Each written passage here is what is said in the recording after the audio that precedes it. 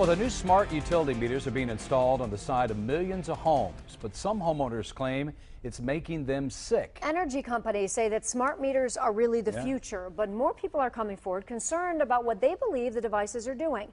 Here's 7 investigator Jonathan Carlson. Carol Garcia showed us the smart meters on the back of her Rochester Hills home, but she says she's scared to stand near it for too long. Bloody nose, headache, vertigo, nausea, insomnia are the symptoms she says she's suffered from since she moved in. Within the 6 months, I started having these health issues. She blames it all on the meters, which use electromagnetic frequency to send DTE Energy power usage data. She even showed us letters from her doctors asking DTE to allow her to opt out of the new meters. Right now, we don't have a choice and an option. She's not alone. 7 Action News has been reporting on this debate for some time. Last year, we heard from other Metro Detroiters. Feeling like your head is in a vice. Tinnitus in my ears, a little bit of ringing in my ears. But DTE contends the meters are safe and secure low-power radio transmissions are used. They also say they've only gotten a small number of complaints. Garcia believes that's because the public isn't aware of what the meters are doing. The data we're going to look at are all published science, testing results, or public standards. At the bottom end of the radiation scale of what's called power density, or signal strength, is the minimum level at which cell phones will work, which was found to be 0.2 billionths of a microwatt per centimeter squared. Pine needles were found to age prematurely at 0.000027. At short-term exposures of 0.5, children aged 8 to 17 experienced headache, irritation, concentration difficulties, and behavioral problems. Point 1 is the Biobiology or Building Biology Guideline for extreme concern. 1.0 produced sperm DNA fragmentation and a decrease in sperm viability in vitro. Also at 1.0, the science shows the following bodily effects can occur: headaches, dizziness, fatigue, insomnia, chest pain, difficulty breathing, and indigestion. 2.5 saw altered calcium metabolism in heart muscle cells. 4.0, changes in the hippocampus affecting brain memory and learning. And at 6.0, DNA damage in cells. So where are smart meters on this list? Electrical Power Institute in December 2010 measured a single Itron smart meter with pulses up to 7.93 microwatts per centimeter squared. Our own testing indicated approximately 8.0 with 1 meter.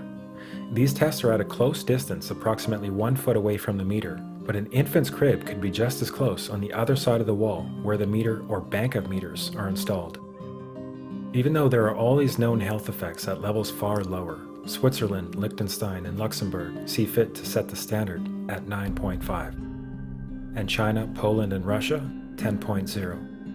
This is the same level at which behavior has been altered, producing reflexes of avoidance following 30-minute exposures.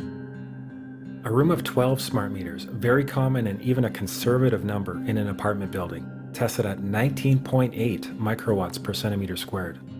This is hundreds of times higher than levels which clearly indicate harmful effects. So how can utilities and governments get away with forcing these devices on everyone? This is how. In Canada and the US and several other civilized countries, the safety limit is set at 600 to 1,000 microwatts per centimeter squared.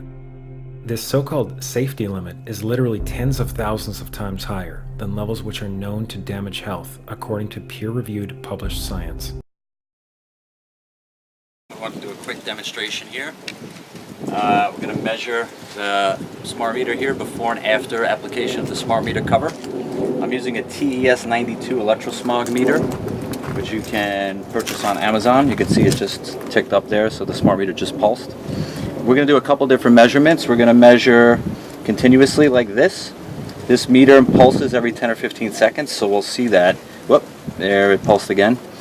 And so that went up to about 90 milliwatts per meter squared. Whoop, there it goes again. It's pulsing again. So we're going to measure also, we're going to do a max setting because it pulses so quickly. You can see it continuously pulsing. We're not necessarily getting the max reading, so I'm going to go put this on max. We're going to wait for it to pulse. Okay, that was 106 milliwatts per meter squared. So let's try again. Let's do another max reading. It's pulsing every 10 or 15 seconds. We'll see how high this goes here. Seconds, oh, there we go, 253 milliwatts per meter squared, kind of the max reading that we've got there. So now let's go ahead and put the smart meter cover on. And the application's pretty simple. I'm just gonna, this meter has a lock, so we're just gonna look for the cutout here. We're going to slide it over. Done. Okay, now we're back. I'm going to be right here in front of the meter, and you can see the readings are very low. The continuous reading is almost 0 now. The meter should pulse. Whoop, there it goes. It pulsed up. Went up to a few milliwatts per meter squared, but significantly lower than 250. I think I saw it went up to about 6 or 7. So we can wait for another pulse. That went up to about 3. So 250 was our max reading without the cover, and that was 3. Let's get a max reading here. Okay, that was 4. So it just pulsed and we got it up to 4, call it 5. So 250 down to 5 milliwatts per meter squared. Let's get one more max reading. 7. So 250 down to 7. You see this thing is pulsing regularly. Let's try it one more time. Oh, there it goes again, 8.